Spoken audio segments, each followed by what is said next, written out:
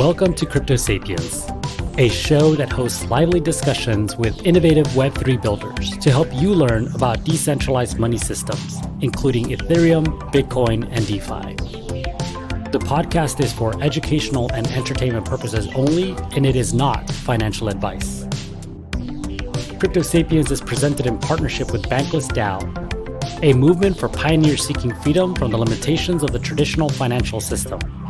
Bankless DAO will help the world go bankless by creating user-friendly on-ramps for people to discover decentralized financial technologies through education, media, and culture.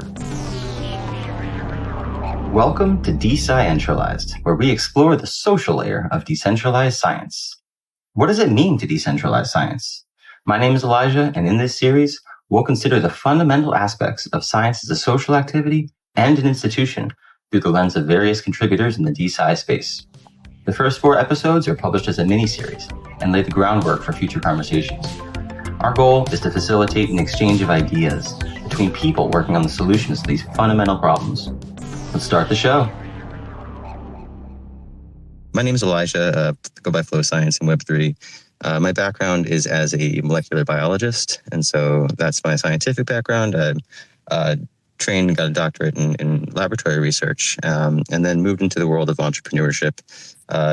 Built a genetic testing and research lab for cannabis, and so that's been my day job for the past 5 years, and been involved loosely with crypto and Web3 for throughout that time. There's been a lot of applications that people have thrown around, both in the genetic space and other applications in the cannabis industry for supply chain tracking and things like that. So I've always had a long-standing interest in the application of crypto and blockchain tech to different things in the areas that I've been working on. But it wasn't until really the rise of DAOs last year that I really started going headlong into this field and really dove deep. And so then got involved with a lot of different DAOs, including Bankless DAO, which is the sponsor of this podcast. Crypto Sapiens is produced in partnership with Bankless DAO. And that's where we've grown our roots out of. So we do have our own community Discord server for Crypto Sapiens. And so if you feel at any point during this conversation you want to get more engaged with the contributors in the show, the community at large, feel free to drop a comment, either on the space itself, or just hop into Discord and get involved in the conversation there. So that link can be found on the Crypto Sapiens Twitter page. So definitely check that out if you want to dive a little deeper into the community. And so that's my background and how I ended up here talking with you today. So I'm just going to introduce our 2 guests. We've got Clinamenic, who I met actually out through the ether of the Web3 DAO space. We've had a couple overlapping interests, and started talking around projects like Sapien Network and some other projects related to Desci Lobby3. So there's a crypto Web3 lobbying group that is moving towards advancing the political issues around Web3 and access to this technology in Washington, in the U.S. And so that group, Lobby3, has a strong a large number of scientific members and DeSci contributors to different projects. And so we sort of banded together, and Clinamenic, I think, did a lot of that cat wrangling there to get us organized and into sort of a coalition for Lobby3 for DeSci. And so that's how I met Clinamenic. I know you have a lot of involvement in a lot of different projects, so I'll let you do more of an introduction for yourself there. And then Jelani Clark, Jack from DeSci World, is a contributor there at DeSci World. And so that group is connecting other DeSci communities together. So they have a few different projects that I'm sure you'll want to talk more about that enable sort of like a dashboard that these DeFi communities can apply and be listed on. Their Discord server as well is a great place to connect with other people. So DeSci World is a world of DeSci.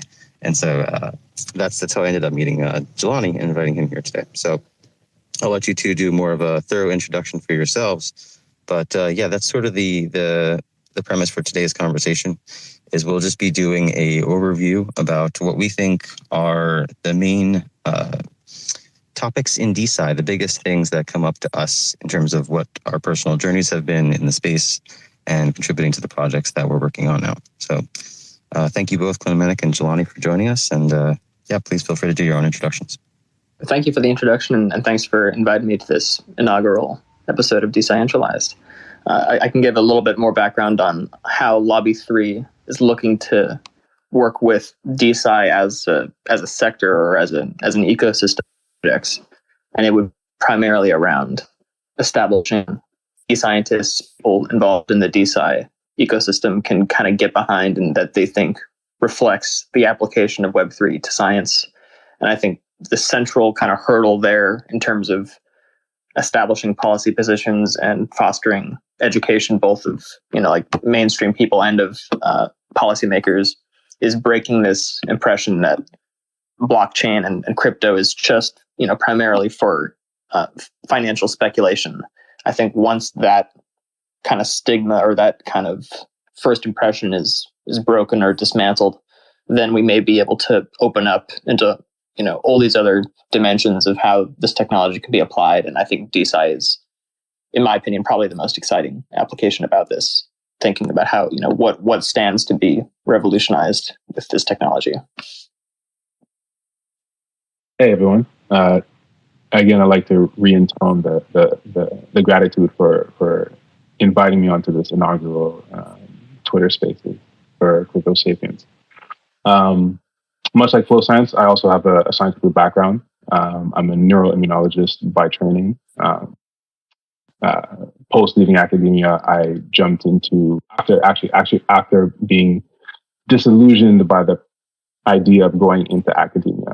I decided to go into pharma in the more pharmaceutical industry, where I worked at a biotech launchpad that kind of facilitates the transition of early academic research into more commercializable IP and products like drugs and so on and so forth. And similarly, quickly got disillusioned there by the lack of aligned incentives. I personally view science as a public good. I think science is beautiful in and of itself. So the sake of doing science for science is something that I champion and I think is really underrated in the infrastructure that we currently live in.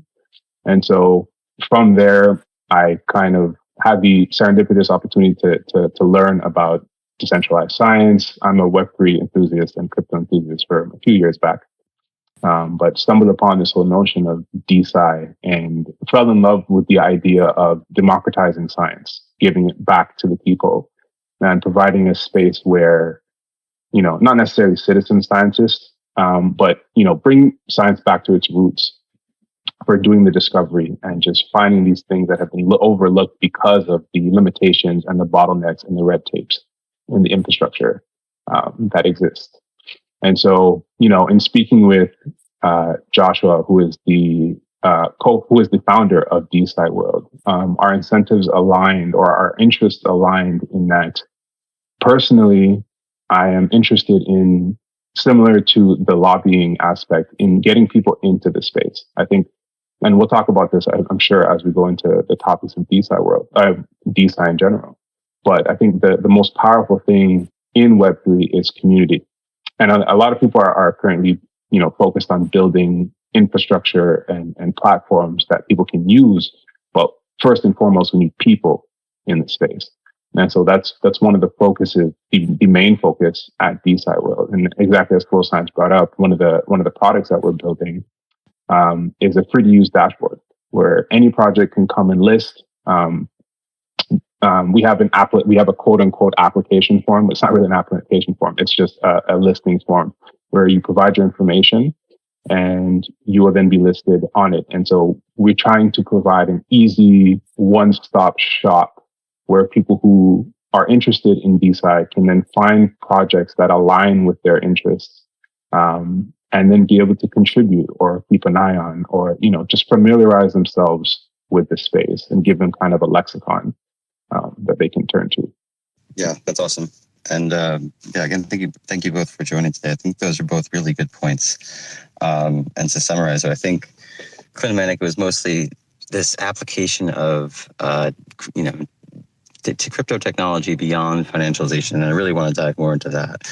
And Jelani, it's more of a lot about this this access to information and connecting people, which is a really cool topic too.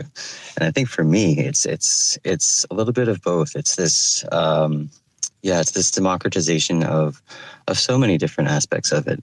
Of what is science, right? If we're going to talk about Desci, well, then what is science, right?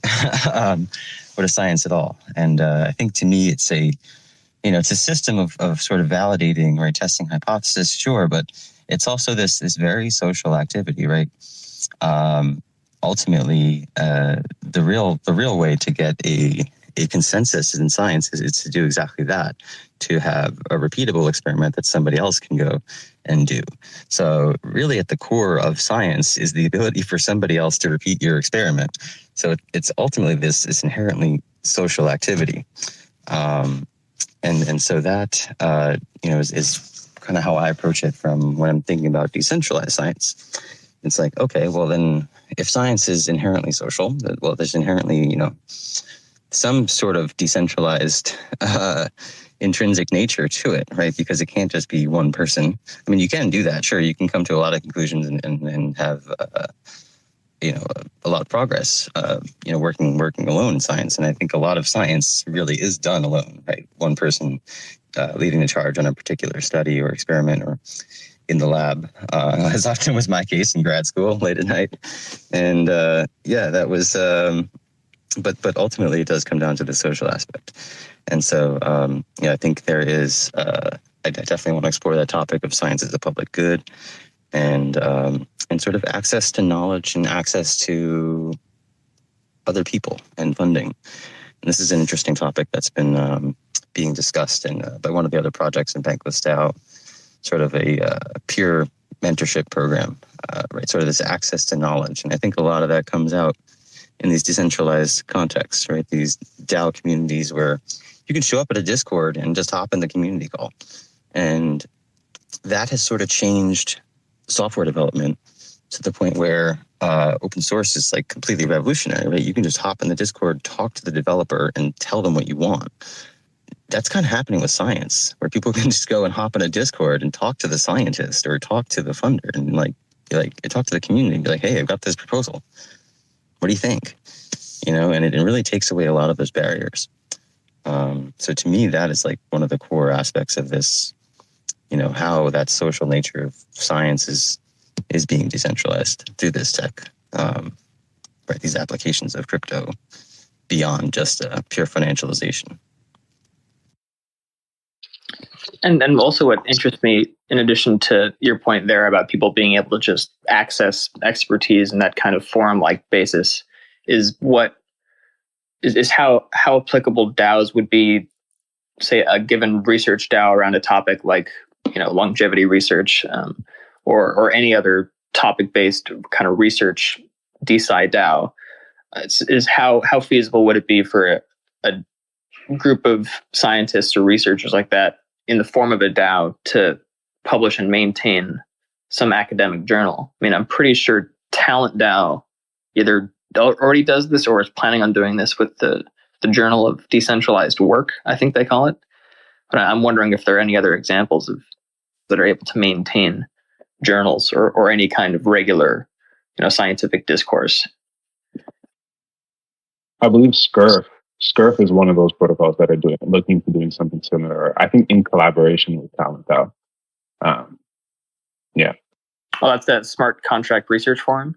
Exactly. Right. So, it's funny enough, contrary to that name, they're not actually studying contract research. Smart contracts themselves, but they're looking for the implementation of all these things. Right. Eugene is a great person to follow and speak with. I've never had the opportunity, but I've listened to a lot of this conversation, and he seems, very knowledgeable on the direction where they're going. And I think that they are trying to develop a similar kind of aspect, a journal that is for decentralized science, in a way that we can maintain a repository of this information. That would be awesome if that's what they're working towards. I know Nick Link, I'm not sure if that's his real name or just a pseudonym, said that they're researching a decentralized peer review process that incorporates smart contracts, and that would seem like that would apply directly to maintaining some kind of a academic journal. So I'm very interested in watching that. Yeah, it's funny. I did the same thing when I first heard about smart contract research firm. I was like, wait a second, I know, like, this seems like way more scientific DeSci than the name implies. But they're doing some great work over there for sure. Definitely been wanting to get more involved with the community and see what they're. I didn't realize they were also working on a publication platform. But yeah, that's a big. I could be wrong. I just want to make that statement out there. I could be slightly mistaken. But I know I remember reading about certain things where they're interested in developing these kind of platforms. So if they're not doing it themselves, then I'm sure they're collaborating with other individuals in this space. Yeah, that makes sense. That's super cool. And also, it seems like any kind of decentralized peer review process that they're working on would apply pretty directly to some kind of journal. So like whether or not they end up having one, I'm sure other research DAOs can kind of maybe even copy paste that peer review process and apply it to some journal of an entirely different topic. I'd imagine that this group would be making these kind of open standard, open source, decentralized peer review processes. But I'm not an insider there. I don't quite know what the developments are. I mean, I think that's a really good point, right? So, kind of building off of, this is something that we see in science in general, right? This iteration, building on top of previous findings that I fail to see in a lot of other spaces, right? In DeFi, you do kind of get these things where people fork particular projects, usually for scams, but sometimes, there's gems that pop in. But I think one of the beautiful applications of DeSci is that because of this, the community is incentivized in terms of improving the total infrastructure of science. We have the opportunity for these kind of things. We have the opportunity for multiple projects to iterate or to come up with slightly different variations of a particular, theme, whether it be peer reviewing. I think Molecule is the only one developing their IP NFT railway, but just, anything. And there are so many new ideas coming out that we have this iteration, we have this hopefully collaboration aspect that comes together where we can slightly help each other and tweak these and, smooth out the processes and optimize ways and such that we can make this much more mainstream, much more acceptable, much more streamlined. Because I think personally, one of the things, and I've had the pleasure and opportunity to speak to a lot of builders in the space, is ultimately it's the streamlining that is going to be the issue to me. Right? Everyone's building right now, and so it's very rough around the edges. But just like in traditional in DeFi versus TradFi, I imagine it will be difficult for non-crypto native individuals to be like, what? I have to get a wallet? What is this wallet? What's this hot wallet thing? Why do I need to use this to interact in this new scientific sphere? So that I think is going to be one blockade that is going to come up. But I think as we iterate with these things and as we collaborate together and as we really bring back the essence of science, which I agree with Flowscience, it should be collaboration. And it is a contact sport. Science in my mind is a contact sport. We'll be able to smooth and facilitate this onboarding process. I love that. Science is a contact sport. I'm definitely going to use that. Yeah, super cool. Great idea. Clinamenic, I saw you unmuting. Oh, I was just going to agree with those points as well. I totally agree. And like the onboard thing, I think gets at like the point we made earlier about that this technology is primarily, at least initially, built around financial speculation and like alternative financial systems. But what we're talking about here is stuff that doesn't really fit so squarely into that category. And I think opening people's minds to that could be difficult, especially because even just explaining like the basics of this technology is so even that can be inaccessible, yet alone like even just getting like explaining the first impression of this technology is kind of difficult, yet alone breaking open that first impression to convey all the stuff that we're talking about here. But I do think that as we build out applications for this, the applications will just speak for themselves.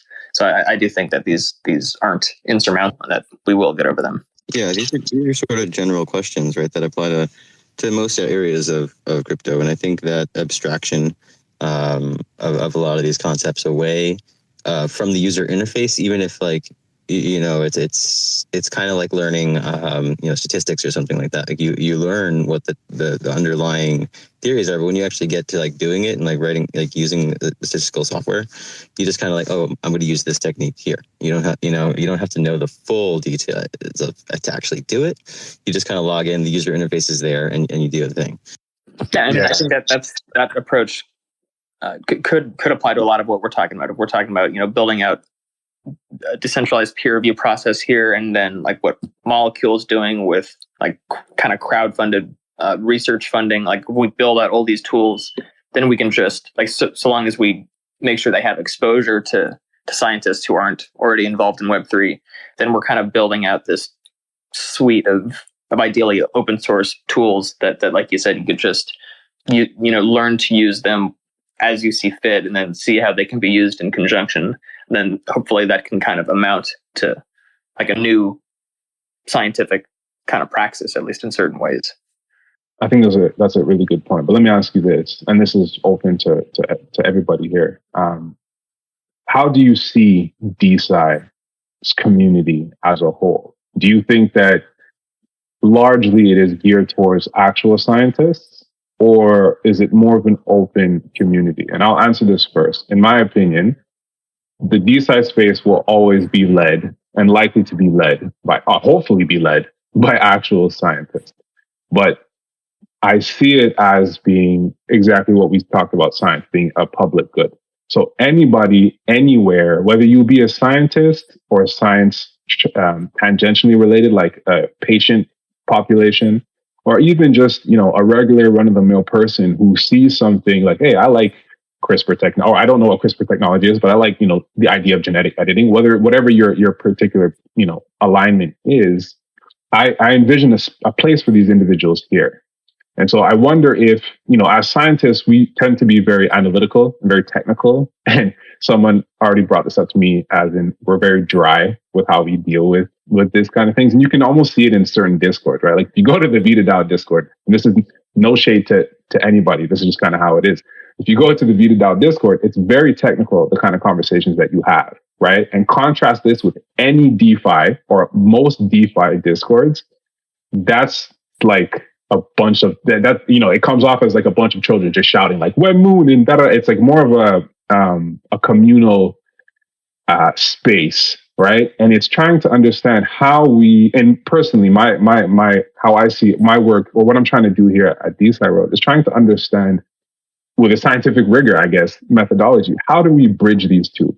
How do we make the DeSci space accessible and comfortable for scientists so that they can lead and they can be as efficient as possible, but also welcoming to non-scientists to be like, no, I'm not, to not feel intimidated to come into the space. I'm curious to see how you guys see this yourselves.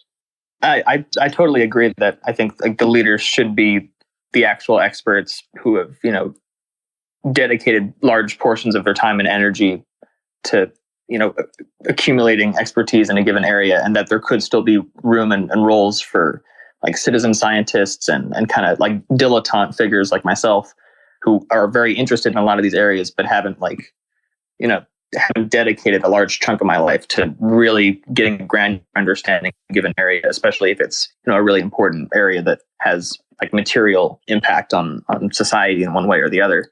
And I think there could be ways, maybe like through some kind of distributed computing, that certain expert-led DeSci initiatives can actually incorporate like a sort of outer cortex or outer group of more casual kind of citizen scientists, dilettante types, in a way that can kind of let us get the best of both worlds. Like we can be inclusive, but not at the cost of lower quality research. And maybe there are certain applications for existing DAOs to do stuff like that.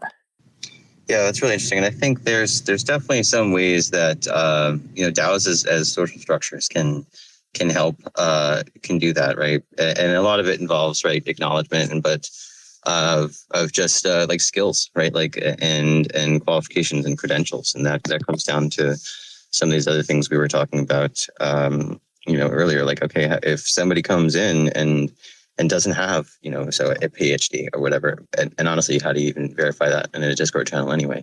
But, if somebody comes in, they don't have a PhD, or they want to do science pseudonymously for whatever reason. Myself, as a personal example, works in the cannabis space. There's plenty of, I happen to luckily live in California where I can do this sort of work and be open about it. But there's a lot of people who want to contribute scientifically to this field who live in places where that is not possible. And so that, things like that as one example, are ways that I think having these sort of credentials will dissolve those barriers, those artificial barriers between somebody who, maybe has a formal PhD versus somebody who has come in and demonstrated legit reputation, credential, ability to deliver, good, high quality scientific work, regardless of what their quoting, their actual paper credentials may be. So I think building those sort of systems, those skill trees, those skill evaluations, those social communities where there can be room for people of different backgrounds to come in and contribute. It's totally possible, right? We just have to, so things like groups like TalentDAO that are working on sort of skill classification are really, really, I think, powerful and have the ability to break down some of these barriers. I agree. I think one of the most defining aspects of science, maybe not defining aspects of science, but one of the most intriguing aspects of science is, essentially everybody is a scientist, right? To some manner or degree, everybody applies critical thinking in terms of problem solving and to more or less degree, scientific methodology in going about their lives. And I've said this before, and I keep saying this, that some of the most interesting interactions that I've had from an intellectual growth standpoint is with people who are not experts in a particular field and just kind of give their 2 cents about what they might think or how they may, envision something. And a lot of the times I'll admit it's like wrong. It's completely left. But it opens up the conversation of possibility because, as experts, I can, as a PhD, so PhD does not equate expert, but as somebody who's been institutionally taught something, you are bound by certain frameworks that you believe to be true.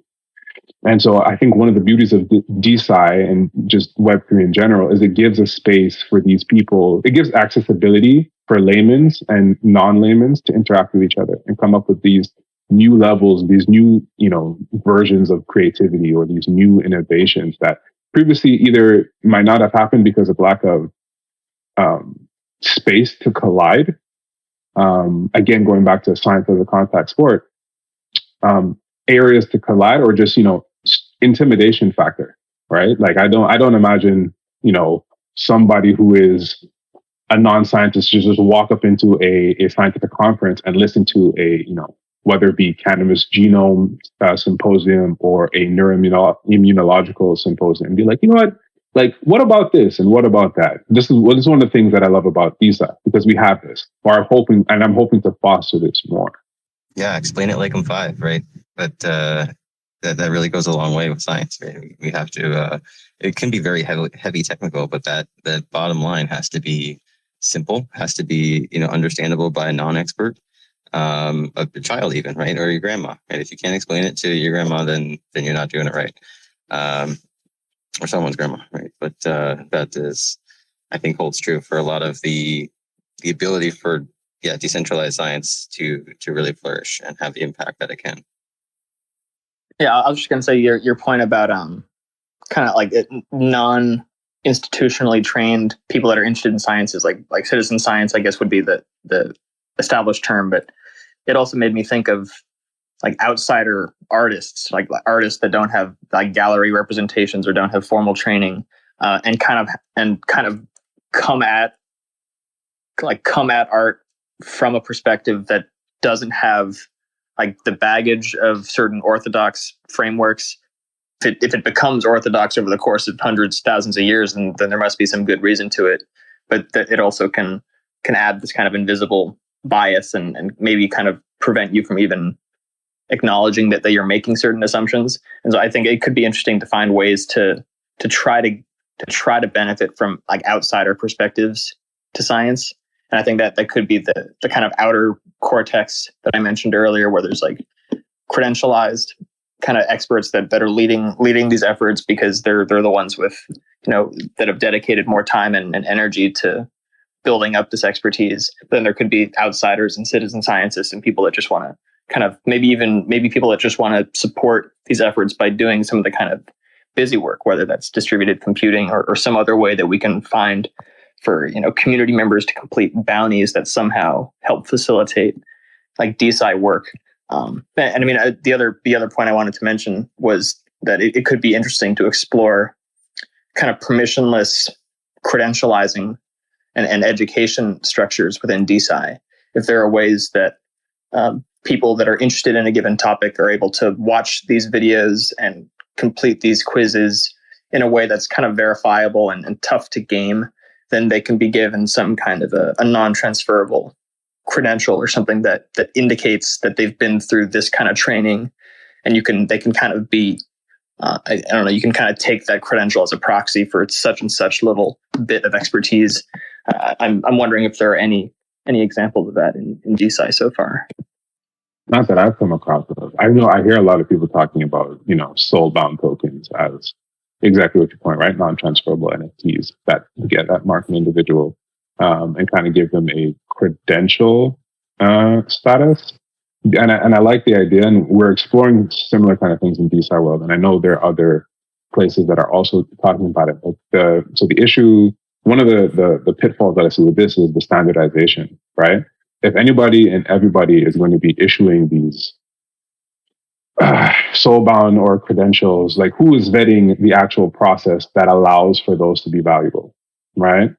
So you end up, I think one of the issues that we are going to come upon is layering, right? What is going to be our layer 0 that confirms that, okay, this is the standard of practice that we're doing, right? What's our EIP 4626 that is standardized across the entire industry? And something that is decentralized, how do we standardize something decentralized? I think these are all really important points of conversation that will inevitably come up, have not come up yet. And I think this goes back to, because everybody's building. The space is so new, right? Like, yes, I think the official standpoint is like, it's been a year, or September 2021. But really, the space is so new. Every protocol is just trying to build and get their infrastructure off the road. But I think these are really important conversations to have. And it's better to have these sooner rather than later, because then they can be woven into the framework of everything that is being built currently. Yeah, I think the point you bring up is essential to this, is how can we have standards in a permissionless environment like this without any kind of gatekeeping? Because I feel like that's kind of, at least my impression is that's sort of the thing we're trying to move away from if we're talking about decentralized peer review. And I guess my only suggestion so far, my only thought is maybe DeSci, the likes thereof, some player in the DeSci world and in the DeSci landscape can go about kind of auditing certain educational credentials that are offered by this or that DeSci DAO. And then maybe there could be some kind of I don't know what the term for this would be, like some kind of gallery or expose of credentials that have been vetted by this auditing group. And like, there doesn't need to necessarily be any like requirement for a given credential to get this audit, but people in this space can sort of take that as some indication of like this credential is substantial. There's like, this process has been audited. Maybe that's one way to kind of start standardizing things. I agree. I think a really on brand way of doing it, and this is just an idea of having not a coalition, but like making sure that you reach out to other protocols and a multitude of other protocols when you're instituting these kind of credentials things. So have like, let's take, for example, a DAO. Let's say they do have their credential purpose. Well, they are going to collaborate or form an alliance or have this ethics, this board of individuals from different protocols, ideally not necessarily working in longevity, and just have that. So we do consensus or credentials through consensus. And I think that speaks a lot to the ethos of Web3. I don't know how actual feasible that would necessarily be and how functional or how practical and actual workable that is, but that's how I see in keeping in line with our ethos. And I think, we all have a shared ethos of this decentralization. And actually, that's another, I'll let that be spoken about, but I have another point. I mean, I agree with that. And I like the idea of a coalition being built out. Maybe the Lobby3 one can like meet this role. Not that Lobby3 needs to be the arbiter of these kind of credentials, but it could be, this could be some kind of for these kind of things can be discussed, even if, Lobby3 doesn't need to be like a central figure to it, but it could maybe fill that role. For sure. Our version of interconnected Web3, right? That's the whole premise, right?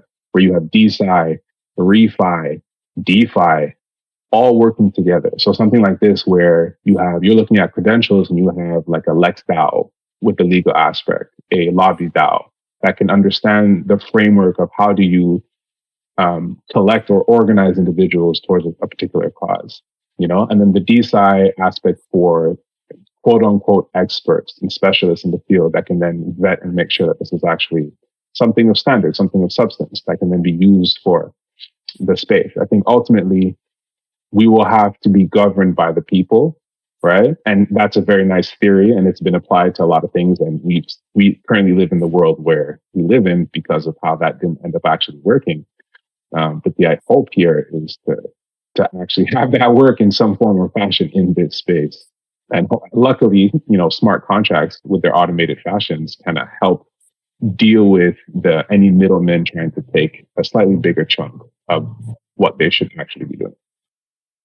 Yeah, I think your point about interconnectedness, that's very central to how I see this as well. And in PubDAO, we're figuring out our onboarding process. That for anyone who hasn't heard of it, PubDAO is a early stage written content as a service DAO. So it's a service DAO that sort of brings on Web3 writers and connects them with clients that want promotional content written about them. And we're figuring out onboarding processes. And I'm thinking about ways, like it's still kind of too early in the credential landscape to really start implementing this. But ideally, we would have like different onboarding processes for different kinds of contributors. If there's someone who wants to contribute in marketing, maybe they can get some credential from YapDAO. If someone wants to contribute in terms of community management, maybe they can get some credential from WGMI DAO. If someone wants to contribute in some kind of legal engineering, then maybe they can get a credential from LexDAO. And I think that like we could kind of leverage each other's credentials in certain respects. But again, it would all really just depend on the point you made earlier about what kind of standards exist in the space. And then that should really be approached very carefully and delicately so that we're not just implementing the same kind of gatekeeping that we're trying to evolve from. Yeah, this is really, I think, very like tying together a lot of different things, right? And Jelani just ran through like a few different, it's like it's DeSci, it's DeFi, it's like all these different things. And I think that it even comes back to what you were saying earlier, Clinamenic, about moving beyond, right, these financial applications of crypto, right? Like using data or these credentials as sort of this like pluralistic, these other sort of primitives to really create this system of DeSci, right? Or it's almost like DeSci is almost like DeSoc or DeSoc, right? It's this pluralistic combination of these credentials or these contributions in the form of publications or data and these other things like IP NFTs, which are either a publication or data or both or something. It's these different sort of primitives that are non-financial in nature, but ultimately do have a value that will be, I guess, pluralistically determined, right, in some sort of way. And then, whatever that looks like, whether that's a marketplace or some sort of a different way to have that those different primitives sort of be interacted with. But yeah, super cool. I think we're tying together a lot of different, really broad-reaching concepts here. Yeah, I mean, I as much as I admire that DeSoc paper, I do admit I kind of wish they didn't go with the term soulbound. I kind of wish maybe just non-transferable would be a bit better. I think there's something kind of ominous about soulbound, and there some of the skeptics of blockchain, and especially from this kind of kind of anti-totalitarian kind of line of arguments where they think, oh, a CBDC will institute some kind of panopticon and your whole financial history will be tethered to your political history and all this stuff. I think using the term soulbound token is like we're giving them like a layup right there. I don't know. I kind of wish we had chosen a different term for that. Well, let me ask you this, right? So I think one important topic, I don't know if we have time to talk about this here, but I think one important topic is ethics, especially as it relates to DeSci, right? If you're opening up a world where citizens and citizen scientists and anybody can either pitch a proposal to have their work funded or also just do their own work, what are the ethical bounds of that? How do we institute these ethical bounds, right? If I go to VitaDAO, bad example. If I go to somewhere else DAO and I'm like, I want to, do some eugenics work, or I want to do the opposite of longevity. I just want to murder everybody through this part. And there's populations of people who like that, who have those kind of ideas. And now you're giving them a platform where they can vote for that and they can fund that, right? Who's to stop somebody from starting a DAO and they only have 10 people, but that's the 10 people who have all the tokens. And so ethics, I think, is an interesting point. And I would argue, at least from the optics of the ethical standpoint, having some oath that is tied to a soul-bound token, and even if it's not marketed that way, where we can, another example of a standard, right? Where we have these protocols and projects that commit to this particular value framework that we develop for the DeSci space. And then they take that quote unquote pledge and it's soul-bound to them. It's soul-bound either in their multi-sig or at the individual level or something. I think that's an interesting way to twist that nomenclature into something that is a little bit more positive for the space. And, I'm going to say it, a lot of people who are scientists are nerds, and I like the idea of a soul-bound token. Oh yeah, I mean, I love that it was inspired by World of Warcraft too. I mean, I think it's really playful. I'm hoping it doesn't. I'm just hoping it doesn't become like I'm hoping it doesn't become a trigger word for like anti-blockchain, anti-Web3 arguments. But I totally agree with your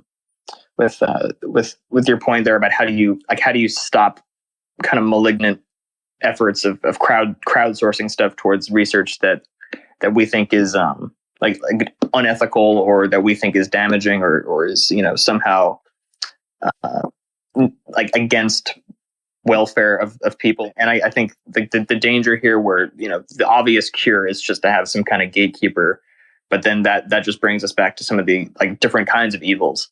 And I think really the only solution I can see here, however vague this sounds, is just to give people the tools to like express opposition to this or that thing and just try to find ways to let people oppose this stuff in an organic way that doesn't require some kind of central like censorship or anything like that. But I don't have any concrete answers there. No, I agree with you. I absolutely agree with you. I think this is something that is an ongoing conversation to keep in mind. The way I see it and the way I like to explain it in my own words for how to deal with these kind of things is it's similar to like the nodes of a blockchain, right? In the scientific realm, the nodes of the blockchain are the scientists and the population. And so why I think it's so important to onboard as many people and as like, in essence, increase the liquidity of the DeSci space is that it makes us more resistant to these volatile swings of like, low ethic, malignant, unethically aligned work, because then you have a population, and I'm making this on the assumption that the vast majority of individuals are, well-intentioned and altruistic to an extent and don't have just nefarious interests. But having, the more people we have, the more resistant we become, right? Those people become a minority. And in this space, the minority as an individual standpoint is really swept out of the equation because the majority is what rules this space. Yeah, and I think that that gets down to honestly what a lot of the core is for science and technology in general, right? Developing new technology. Ultimately, and science has been grappling with this for hundreds of years or longer, and it's technology is agnostic in terms of ethics, right? It's the humans, the social side that determines how that is ethically applied or not. right? Any technology can be used for good, it can be used for evil. And luckily, I think, I'm with you on that, Jelani, that I do believe, I'm optimistic that majority of people are well-intentioned. And I think that has been proven through hundreds of years of scientific progress and social progress. And so, yeah, I think that these conversations are exactly hitting on that. It really is what my goal is here too, is to open up that and have these ethical discussions about what are we building and what are we building into them and these decisions that we're making. So as we approach the last couple minutes here, I do want to invite anybody in the audience to come up and join if you have any questions. I was just trying to check the chat and everything in Discord, but yeah, feel free to hop up if you have some questions and you want to join in the conversation. Until we get any questions, I had one idea that may be worth bringing up here as some kind of solution for this, is if there's and maybe this would rely on some like proof of existence. I know JournoDAO has something like this. I know Proof of Humanity has their own approach, but some tokenized, Sybil resistant kind of I don't know if you would call it a credential, kind of centralized ID, something just to enable Sybil resistance.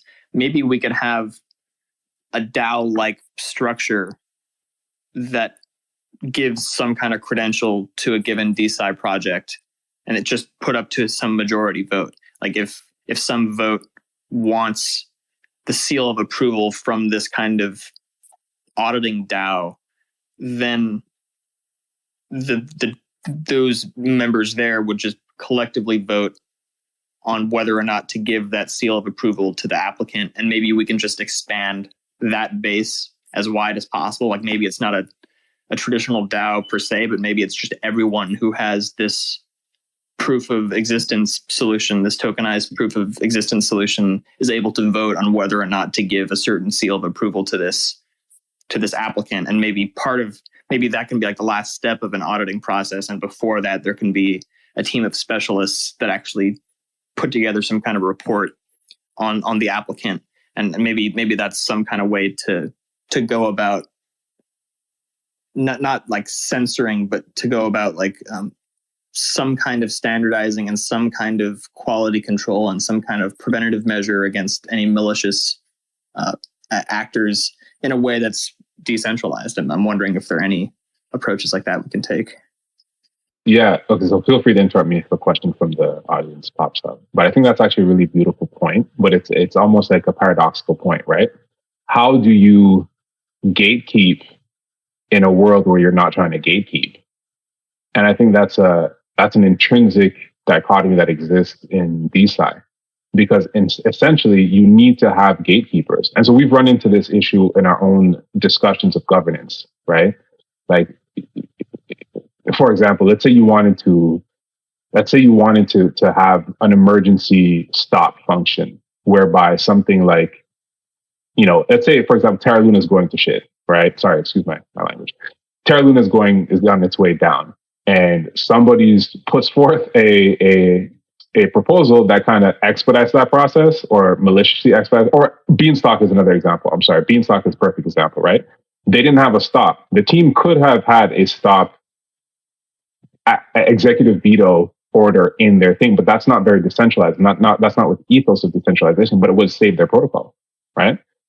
So how do we have fail safes and gates in a world where we're not trying to have gates, right? I think it's a quandary. It's a real quandary, and we've struggled with this on our own end at DeSci World and trying to make things as decentralized as possible. But as I venture into this like actual builder space, I think people start to realize that it's very difficult to have full decentralization. And everybody has their own version of decentralization. And I'm always curious to hear what people's personal version of decentralization is. But I think that's another great topic of conversation to have. Can we truly be decentralized in a scientific space? Yeah, I mean, I think that the paradox you pointed out there is central to really this whole movement for me, and I think that's arguably the biggest innovation that DAOs enable, is like a decentralized gatekeeping mechanism, or like any kind of you can have a DAO majority vote be the ultimate kind of arbiter or an ultimate executive decision in certain respects, but you can still have centralized decision making up until that point. I mean, that's what I'm trying to explore in Lobby 3, as well as we're like doing bylaws and stuff, is figuring out a way to have the DAO token holder community kind of function as an executive in terms of like some ultimate decision being made. But until that final ultimate decision is made, then we can still have centralized decision makers and experts and kind of effectively technocrats.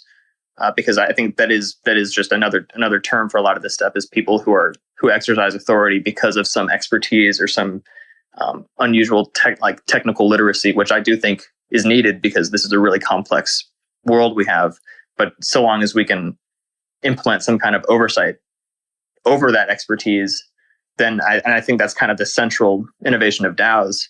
I mean, I think it goes on finding that right social structure for enabling maximum decentralization, but ultimately that might not be full total 100%.